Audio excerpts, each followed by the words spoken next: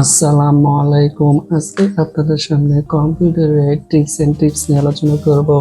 টিপসটি হলো, ধরেন আপনারা কম্পিউটারের বিভিন্ন ফাইলে এখানে ক্লিক করলে চলে আসবে, এদিকে প্রিভিউ চলে আসবে। এখানে বারে ক্লিক করে সেটা দেখার প্রয়োজন হবে না। অনেক সময় সাপেক্ষ ব্যাপার। এই জন্য আপনারা কিবোর্ডের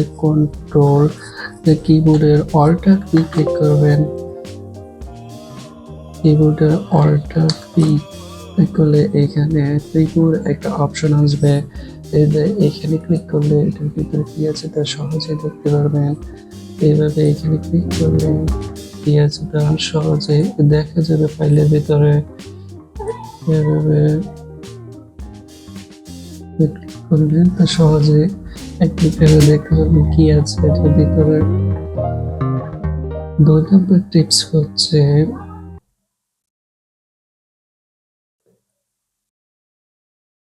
আপনাদের কিবোর্ডে অনেক আইকন দেখা যায় না, যেমন ডলার চিহ্ন বা বিভিন্ন প্রতীকী চিহ্ন দেখা যায় না। এখানে চার্ট ম্যাপ দিয়ে চার্জ দেবেন, চার্ট। এইখানে চার্ট ম্যাপ লিখলে এই লেখাটা আসবে। এখানে ক্লিক করলে আপনাদের চার্ট ম্যাপটা আসবে। এইভাবে আপনারা এই চার্ট ম্যাপে বিভিন্ন জিনিস ওপেন, ধরেন আপনি এই ডলার চিহ্নটা নিতে চাচ্ছেন, সিলেক্ট করে কপিতে ক্লিক করে এখানে পেস্ট করতে পারবেন।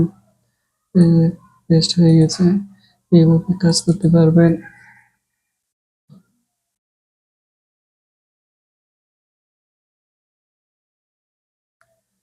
তারপর এখানে আরো বিভিন্ন ধরনের আইকন পেয়ে যাবেন।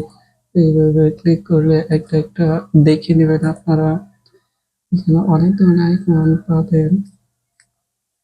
তারপর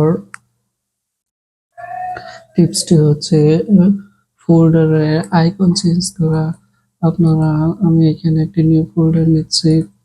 এই ফোল্ডারে আইকনটা চেঞ্জ করতে চাইলে এখানে ক্লিক করে মাউসের রাইট বাটন ক্লিক করবেন। তারপর প্রপার্টিস থেকে কাস্টম সাইজ থেকে চেঞ্জ লুক, এখান থেকে আপনারা ফোল্ডারের আইকন চেঞ্জ করতে পারবেন। ধরেন আমি এই কাউন্টার দিচ্ছি, এখানে ওকে থেকে অ্যাপ্লাই থেকে ওকে। এই যে আমার ফোল্ডার আইকন চেঞ্জ হয়ে গেছে। তারপর টিপসটি হচ্ছে, আপনারা চাচ্ছেন যে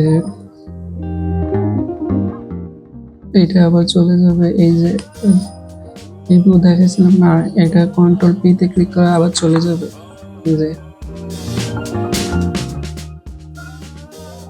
এখানে এসে আপনি চাচ্ছেন যে এই ফোল্ডারটা ডিফল্ট ভাবে ওইখানে সেট করতে, যাতে সি ফোল্ডারে জায়গা না খায়। এগুলো কন্ট্রোল কপি ক্লিক করলে, ক্লিক করে মাউসের রাইট বাটন ক্লিক করে কপি, ক্লিক করে কপিতে ক্লিক করবে। তারপর এখানে এসে যে পেস্ট শর্টকাট, এখানে ক্লিক করলে এটা শর্টকাট হিসেবে এখানে চলে আসবে। তাইলে আপনার সি ড্রাইভে জায়গা খাবে না।